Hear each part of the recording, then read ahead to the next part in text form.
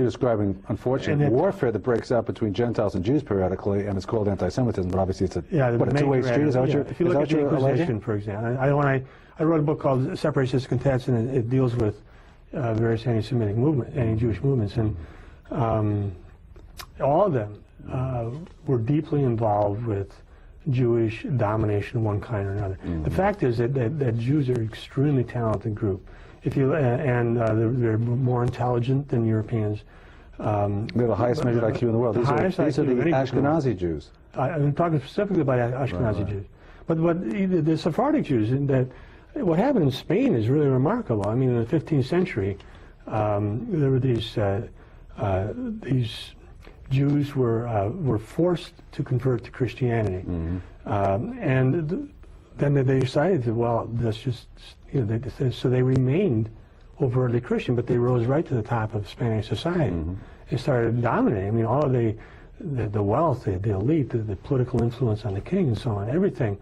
And so it produced this backlash among the old, and that was the Inquisition, basically, in a nutshell, of course. But the point is that this was a very talented group, and they had a very left a very large imprint in the trading channels around the world. When they were expelled from Spain, they went up to Amsterdam and really made Holland into a world power for a while.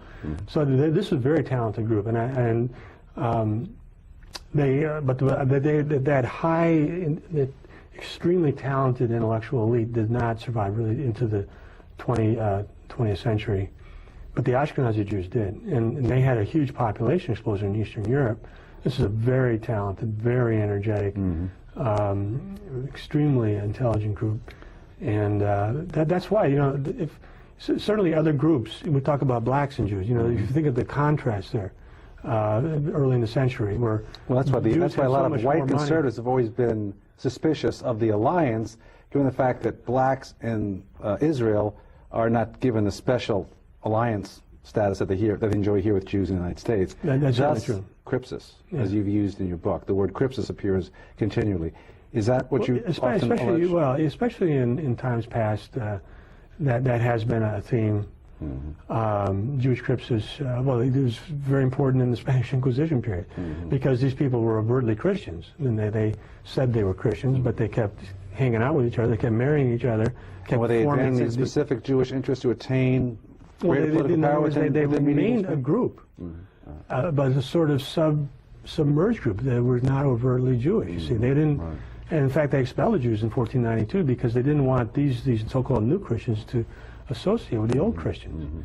Well, we're going to move on to Freud in a moment. What were the immigration events of 1924 and then 1965? Because I think they've had a profound impact on today's country, and with more to come. But what happened in 1924 briefly, and then of course 1965, which was also extremely significant. Well, in the Law of 1924 was a major defeat for Jewish organizations. Jewish organizations had basically kept immigration going. If you were taking a poll around 1900. The majority of Americans wanted to end immigration. They thought that we had enough people. But that's been an attitude that's been going on forever. What happened in 1965? I know that the Jews didn't get the open admissions that happened in 1955. What changed in 1965, which has opened up the borders to Mexico and other places in the Third World? Well, you had the immigration law of 1965, and again, Jewish groups were the main organizers of the people on that side. I mean, they were the ones funding. And what do? They changed it so we no longer give preference to people of European extraction? Right, so that you got rid of all these national origin things. And they started to have quotas for all parts of the world. And as soon as the law was passed, you started to have the activists were trying to get more and more actual numbers. In other words, to bump up the numbers. Because the immigration law of 1965 was advertised as not changing the ethnic balance of the country. Yeah, I mean, Teddy Kennedy famously said this won't change it. Yeah, but do they know? Do they design? I think so, because it's a matter. Well, it's deception or something. I mean, I think that the fact is the activists, as soon as the law was passed, tried to bump the numbers up. Well, in other words, why are both political parties today paralyzed as far as grappling with an issue that's popular with the American people, namely stopping illegal immigration? It's one of the most amazing things. Yeah. Is there a Jewish angle to that? Well, I think the Jewish angle is more difficult to trace at this point. I mean, it is the case that all the major national Jewish organizations are members of the Immigration Forum, which is the major pro-immigration lobby.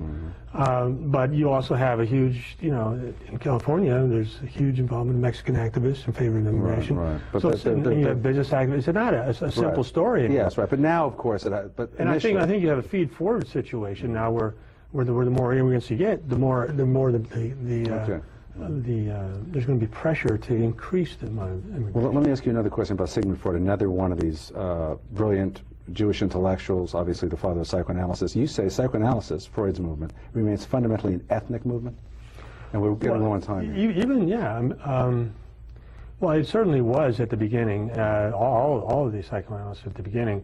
And it remained that way, the core. Again, there were a few non-Jews brought in, like Ernest Jones. But I'm not making this up. This is a lot of people will tell you this. Psychoanalysis is definitely in a downward spiral. I mean, the fact is, 100 years after the so-called Oedipal complex, we have never found it. Nobody's ever found any evidence for it. So it's a failed science, but of course his reputation remains... yeah, he was almost elected man of the century by Time magazine. Yes, and if you talk to the average person in the street, and they say, who's the most important psychologist ever? Freud would be the number one. And Freud is still regarded as a great scientific figure. How did he advance specifically Jewish interests?